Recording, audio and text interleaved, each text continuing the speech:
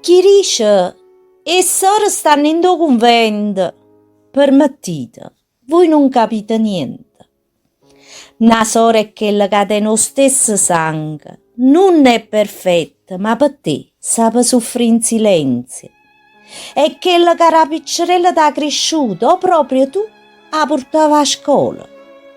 Quella che ne ha pigliata a buffettone per te scansare qualche caruta. E quando le hai confessato il primo amore, ti ha mantenuta a posto, seguendo a nascosto. Non sempre ti capisci, è vero, e perché te sa capire?